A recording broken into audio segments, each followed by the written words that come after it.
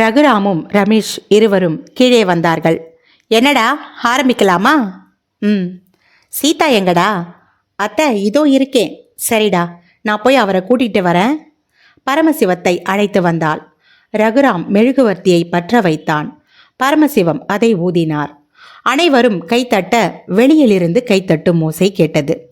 அனைவரும் கைத்தட்டுவதை நிறுத்திவிட்டு வெளியில் பார்த்தனர். அனைவரின் விழிகளும் குழப்பமாய் பார்த்தது. அன்னபூரணியின் விழிகளில் மட்டும் ஆனந்த கண்ணீர் வழிந்தது. அன்னபூரணி இமைக்காமல் பார்த்து கொண்டிருந்தாள். அவளின் விழிகள் மட்டும் கன்னங்களை நனைத்து கொண்டிருந்தது. வாக்கிங் ஸ்டிக்கை வைத்துக்கொண்டு கைத்தாங்களாக 2 வயது முதிர்ந்தவர்கள், 80 வயதை கடந்தவர்கள், அவர்களை கைத்தாங்களாக பிடித்து கொண்டு நடந்து வரும் ஒரு 55 வயது நபர். அவர் அருகில் 52 வயது மதிக்கத்தக்க ஒரு பெண்மணி, 2 இளம் வயது ஆண்கள். 6 பேரும் உள்ளே நுழைய அன்னபூரணி மேடையிலிருந்து கீழே இறங்கி ஓடினாள். ஓடிச் சென்று அந்த பெரியவர்கள் இருவர்களையும் அணைத்து கொண்டு அழுதாள். அம்மா, அப்பா, எப்படி இருக்கீங்க?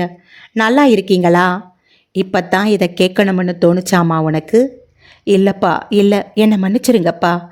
இந்த ஊரிலே இத்தனை வருஷம் இருந்தும் கூட எங்களை வந்து உனக்கு பார்க்கணும்னு தோணலைல்ல. என்னை மன்னிச்சிருங்க, என்னை மன்னிச்சிருங்கப்பா. அம்மா, என்னை மன்னிச்சிருங்க. அருகில் இருக்கும் தன் அண்ணனை கட்டி தழுவினாள். என்னை மன்னிச்சிருன்ன. போடி, உன் மேலே ரொம்ப கோவம். அண்ணன், சென்னையிலே இருந்தோம் எங்களை வந்து நீ பார்க்கலல்ல? அண்ணன் அவன் கைகளை பிடித்து தன் கண்ணீரை நனைத்தாள். சரி விடு, அழாத. இவள் உன் அண்ணி, இவங்க 2 பேரும் என் பசங்க. அவர்களை கண் வியக்க பார்த்தாள்.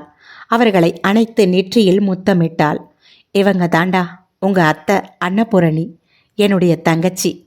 அவர்களை சிறிது நேரம் கட்டி பிடித்து அழுதவள், ஆமா, நீங்க எப்படி திடீர்னு இங்க? அது உன்னுடைய கணவன் பரமசிவத்தை தான் கேட்கணும். திரும்பி பரமசிவத்தை பார்த்தாள். அவர் மெல்லியதாய் சிரித்து கொண்டிருந்தார். அன்னபூரணிக்கு மெய் சிலிர்த்தது. என்ன பேசுவது என்றே தெரியவில்லை.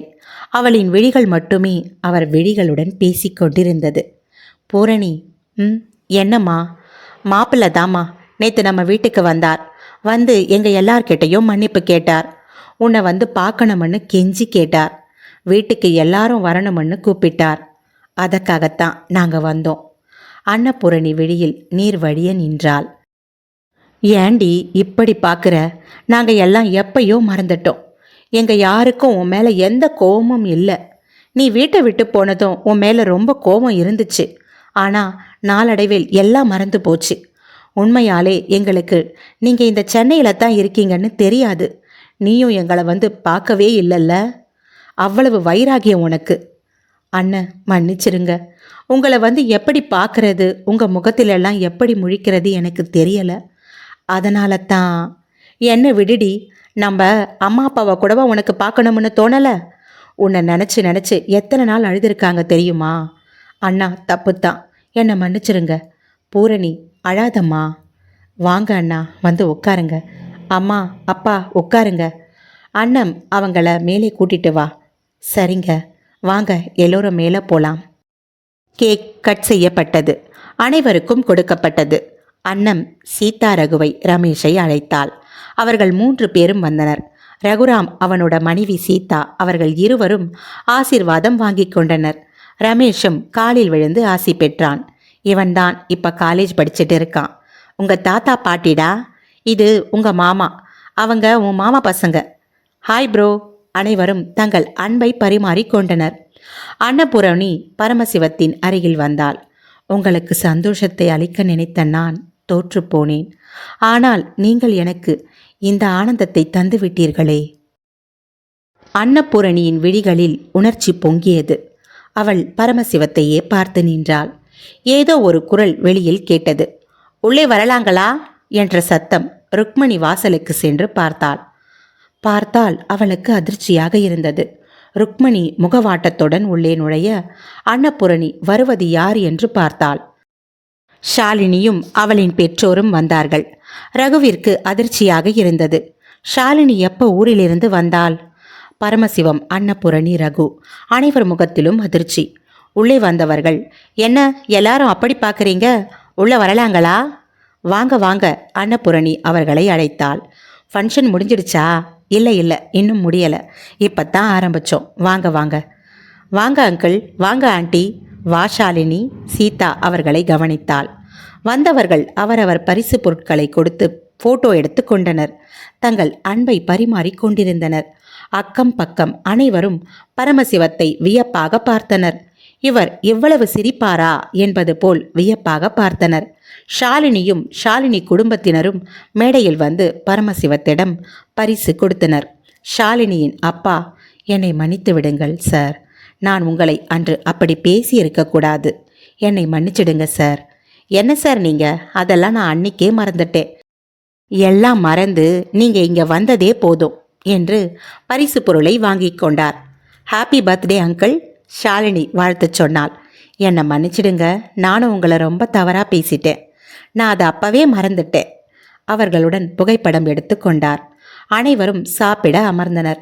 டேய் முரளி, இங்கே வாடா. ஆமாம், ஷாலினி எப்படிடா இங்கே வந்தா? அவளை யார் அழைச்சது?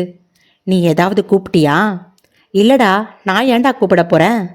நான் என்னவோ நீ தான் கூப்பிட்டியோன்னு நினச்சேன். நான் கூப்பிடலடா. ஒருவேளை அம்மா கூப்பிட்டு இருப்பாங்களா? இல்லை இல்லை, அம்மா ஏன்டா கூப்பிட போகிறாங்க?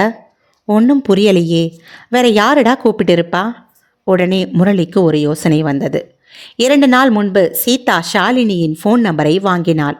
டேய், சீதா தாண்டா என்கிட்ட ஷாலினியோட ஃபோன் நம்பரை வாங்கினா. அப்படியா? ஷாலினி ஃபோன் நம்பர் அவளுக்கு எதுக்குடா? அவகிட்ட இவளுக்கு என்ன பேச்சு? தெரியலடா. நீ எதுக்குடா கொடுத்த? டேய், ஒரு முக்கியமான விஷயம் சொல்லணும்னு கேட்டா. அண்ணா ப்ளீஸ் தயவு செய்து கொடுங்கன்னு கேட்டா. நீ இருக்கியே, இப்போ இவளை எதுக்கு வர வச்சிருக்கா தெரியலையே. ஷாலினி வந்ததிலிருந்து சீதாவின் முகம் வாட்டமாக இருப்பதை ரகுராம் கவனித்தான். சீதா எதுக்கு இப்படியெல்லாம் பண்ணிக்கிட்டு இருக்கா? ஒன்றும் புரியலையே. ரகுராமனுக்கு உள்ளுக்குள் கொந்தளித்தது. அவன் நேராக மேலே சென்று பால்கனியில் அமர்ந்தான். ஷாலினி அங்கு வந்தாள். என்ன ரகு, தனியா இங்கே வந்து உட்காந்துட்ட? ஒன்றுமில்லை ஷாலினி, சும்மா தான், கொஞ்சம் தலைவலி. என்னை பார்த்ததும் தலைவலி வந்துருச்சா? நான் வேற உன் நல்ல மூடை ஸ்பாயில் பண்ணிட்டேன்ல? இல்லை ஷாலினி, அப்படியெல்லாம் இல்லை. ஆமாம், உனக்கு எப்படி தெரியும்?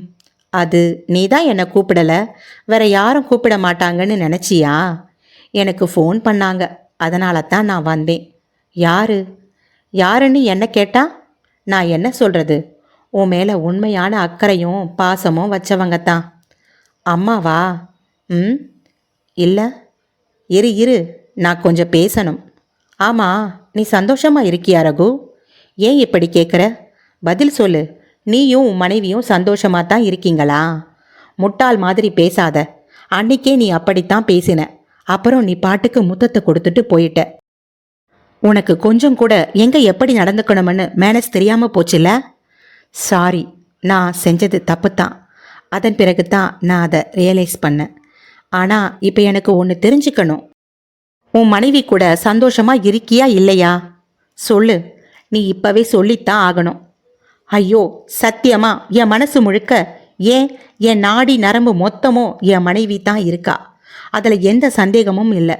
அவளை தவிர வேற யாரும் என் மனசில் கிடையாது. இனியும் சீதாவை தவிர வேற யாரும் என் மனசில் இடம் பிடிக்க முடியாது. சரி, அதே மனசில் தானே இந்த ஷாலினி ஒரு காலத்தில் இருந்தா? உண்மைத்தான். ஆனால் அப்பப்போ மனசை மாற்றி மாற்றி வச்சுக்க இது ஒன்றும் விளையாட்டு கிடையாது, வாழ்க்கை ஷாலினி. என் மனசு முழுக்க என் சீதா தான் இருக்கா. ப்ளீஸ் ஷாலினி, இதுக்கு மேலே என்னை கஷ்டப்படுத்தாத. ரகுராமன் மண்டியிட்டு வாய் விட்டு அழுதான். ஏ ரகு, ப்ளீஸ் எழுந்துரு ரகு, எழுந்துரு. சீதா, வெளியே வா, வெளியே வா சீதா. மேலே இருக்கும் தங்கள் அறையிலிருந்து வெளிவந்தாள் சீதா. ரகுராமன் சீதாவை அழுது கொண்டே பார்த்தான்.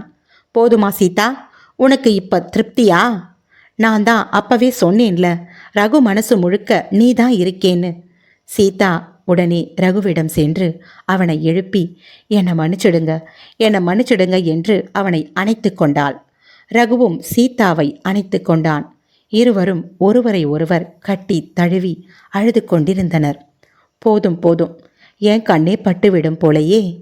2 பேரும் ஒருத்தர் மேலே ஒருத்தர் இந்த அளவுக்கு அன்பை வச்சுக்கிட்டு எதுக்குத்தான் இப்படி உங்களை நீங்களே கஷ்டப்படுத்திக்கிறீங்க? இங்கே பாரு சீதா, நான் ரகுவை காதலித்தது எல்லாம் முடிஞ்சு போன கதை. நீ அதை திரும்பி ஆரம்பிக்காத.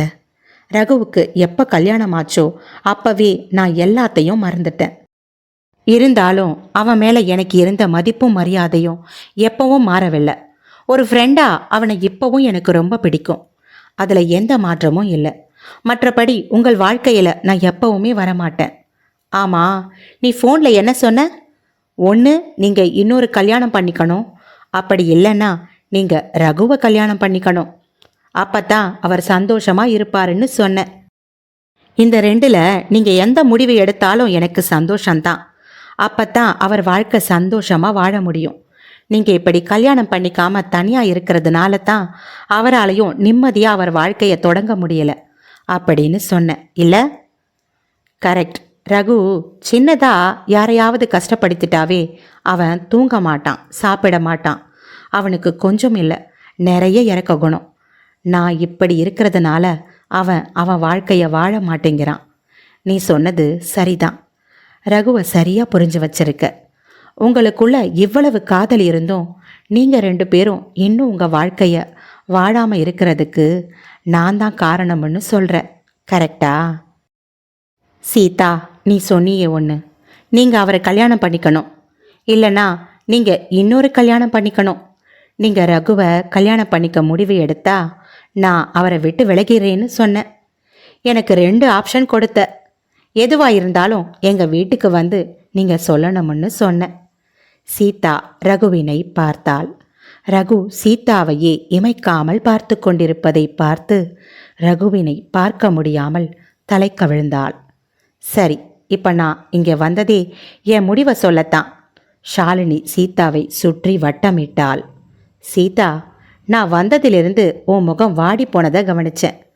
இங்கே பாரு, நான் ரகுவை கேட்பேன்னு நினச்சியா? இல்லை சீதா, ரகு மனசில் நீ தான் இருக்கன்னு உனக்கு புரிய வைக்கத்தான் இங்கே வந்தேன். அது மட்டும் இல்லை, ஒரு பொண்ணு புருஷனுக்காக எதை வேண்டுமானாலும் விட்டு தருவா. ஆனால் புருஷனை மட்டும் யாருக்காகவும் எதுக்காகவும் விட்டு கொடுக்க மாட்டா. நீ ரகுவை எனக்கு விட்டு கொடுக்கல. ரகு உன் மேலே வச்சிருக்கிற பாசத்துக்கு டெஸ்ட் வச்சிருக்க, ரைட்? எப்படியும் நான் ரகு கிட்ட நம்ம கல்யாணம் பண்ணிக்கலாம்னு கேட்டால் கண்டிப்பாக ரகு ஒத்துக்க மாட்டான். அது உனக்கும் தெரியும். நீ வச்ச செக் எனக்கு தான் இல்லை?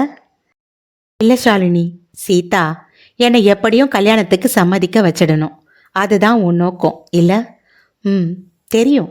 ஆனால் என் வாழ்க்கை மேலே அவனுக்கு எந்த அளவுக்கு அக்கறை இருக்கோ, நான் இப்படி இருக்கிறது அவனுக்கு எங்கோ ஒரு மூலையில் வருத்தமாக இருக்கோ, எனக்கும் என்னால் அவன் வாழ்க்கை வாழாமல் எனக்கு என்னவோ பாவம் செஞ்சிட்ட மாதிரி இப்படி அவன் குற்ற உணர்ச்சியில் வாழறது எனக்கு மட்டும் கஷ்டமாக இருக்காதா சீதா? நீ சொன்ன பிறகுத்தான் எனக்கு நான் செய்கிற தப்பே புரிஞ்சுது. உனக்குத்தான் நான் நன்றி சொல்லணும். இப்போ மனசில் எந்த வருத்தமும் இல்லை, மனசு லேசாக இருக்குது. இது மட்டும் இல்லை, நாங்கள் எங்கள் ஃபேமிலியாக வந்ததே என் மேரேஜ் இன்விடேஷனை கொடுக்கத்தான். எங்கள் மாமா பையன் என்னை சின்ன வயசுல இருந்தே விரும்பி இருக்கான். ரொம்ப நாளாக அவங்களும் என் அப்பா கிட்ட கேட்டுக்கிட்டு தான் இருக்காங்க. நான் தான் கொஞ்சம் பிடிவாதமாக அவாய்ட் பண்ணிட்டு இருந்தேன். ஆனால் நான் இப்போ மேரேஜுக்கு சம்மதிச்சிட்டேன்.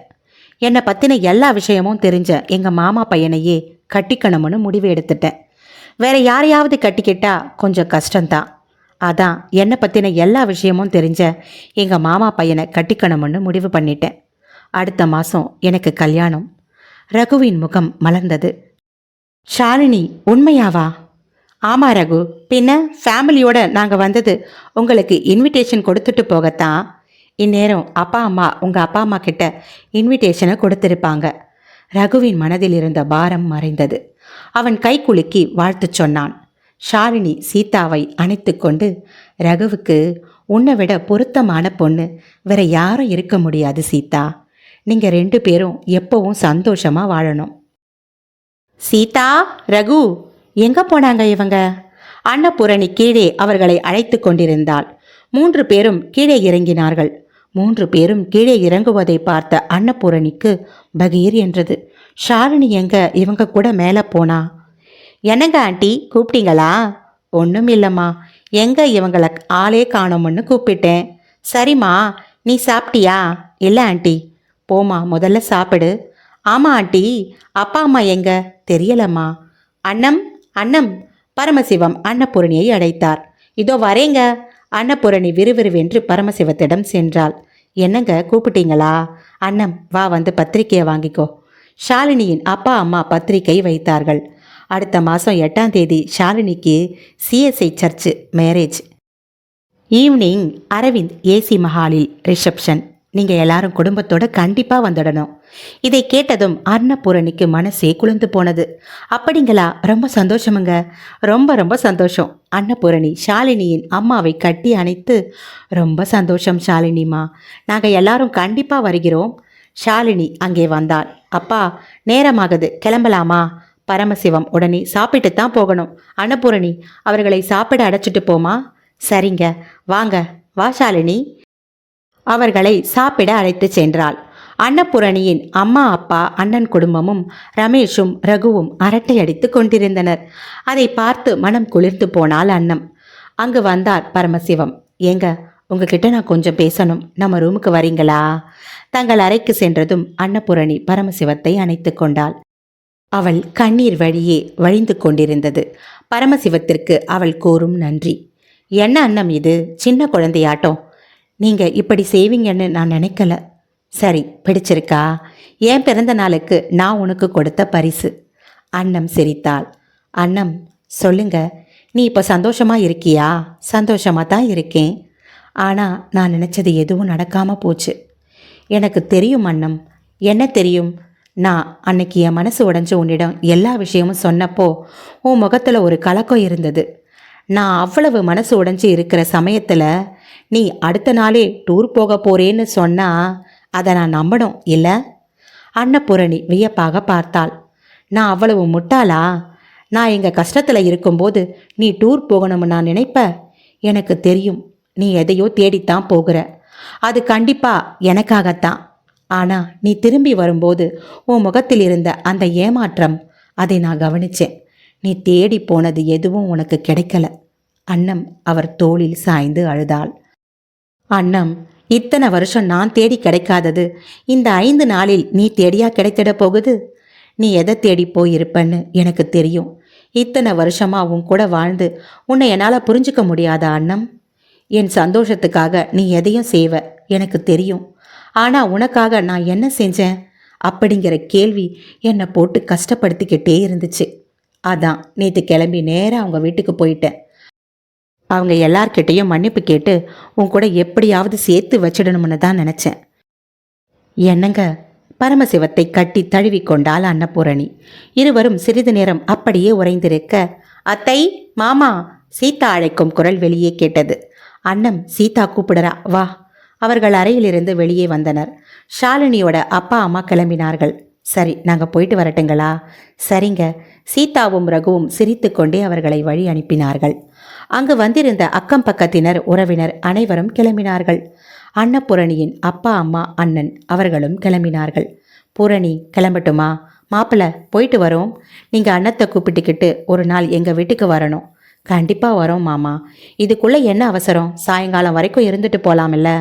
பரமசிவம் சொன்னவுடன், இல்லை மாப்பிள்ளை, இன்னொரு நாள் கண்டிப்பாக வரோம். வந்து 2 நாள் இருந்துட்டே போகிறோம். அன்னபூரணி அவர்களை அணைத்து அழுதாள். நீங்கள் 2 பேராவது இங்கே இருந்துட்டு போகக்கூடாதாப்பா? பூரணி, இன்னொரு நாள் கண்டிப்பாக வரோம்மா. அன்னபூரணியின் அண்ணனும் அவளை அணைத்து நெற்றியின் மீது முத்தம் வைத்தான். வரேன் பூரணி, பார்த்துக்கோ. பரமசிவத்திடம் கூறிவிட்டு ரகு, ரமேஷ், சீதாவிடமும் கூறிவிட்டு அவர்கள் கிளம்பினார்கள். அன்னை தெரேசா இல்லத்திலிருந்து வந்த சிவகாமி அங்கு ஓரமாக நின்றிருப்பதை அன்னபூரணி கவனித்தாள். அம்மா, நான் கிளம்பட்டுமா என்றபடி அவள் செய்கை செய்ய, கொஞ்சம் இரு என்று அன்னபூரணி செய்கையில் சொன்னாள். லோகேஸ்வரனுக்கும் கஞ்சாடை செய்தாள். சீதாவின் பெற்றோர்கள் சோமசுந்தரமும் லட்சுமியும் அங்கே வந்தார்கள். சரிங்க சம்பந்தி, நாங்கள் கிளம்பட்டுமா? என்ன சம்பந்தி அவசரம்? பொறுமையாக போகலாமல்ல? அப்பா, இருங்கப்பா, சாயங்காலம் போகலாம். இல்லைம்மா, நேரமாகுதுமா. வருண் எங்க? அவன் இப்போத்தான் கிளம்பினான். உன்னை தேடிக்கிட்டு இருந்தான். அக்கா கிட்ட சொல்லுங்க, ஆஃபீஸில் இருந்து கால் வந்துச்சு, முக்கியமான வேலை அப்படின்னு கிளம்பிட்டான். சரிப்பா, கிளம்புறோம். சரிங்கப்பா. சோமசுந்தரம் சொல்லிவிட்டு கீழே இறங்கும்போது கால் இடறி விழப்போகையில் சீதா அவரை தாங்கி பிடித்தாள். சம்மந்தி, பரமசிவமும் அவரை தாங்கி பிடித்தார். அப்பொழுது சீதா கழுத்தில் அணிந்திருந்த செயின் புடவை மடிப்புகளிலிருந்து சரிந்து கீழே தொங்கி ஆடியது. பரமசிவம் கண்ணில் அது பட்டது.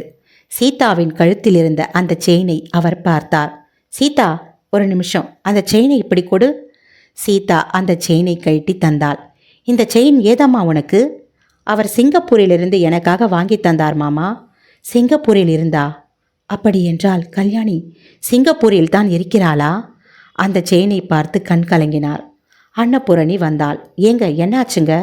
இந்த செயின் கல்யாணியின் செயின். அவளுக்கு நான் ஆசையா வாங்கி போட்டது. அந்த செயினின் இதய வடிவ லாக்கெட்டை திறந்தார். உள்ளே 2 சிறு குழந்தைகளின் படம். நானும் என் தங்கை கல்யாணியும். அந்த லாக்கெட்டை திறக்கக்கூடியது என்று ரகுவிற்கே தெரியாது. ரகு அதிர்ச்சியில் உறைந்தான்.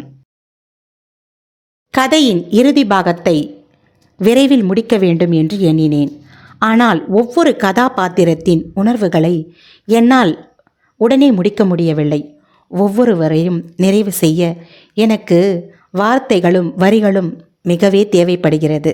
எனவே சற்று பொறுத்து கொள்ளுங்கள். இன்னும் ஒரு 2 பகுதிகளை கொண்டு கண்டிப்பாக முடித்து விடுகிறேன். நன்றி. பொறுமையாக இந்த கதையினை கேட்டு உங்கள் ஆதரவை எனக்கு அளித்தமைக்கு மிக்க நன்றி.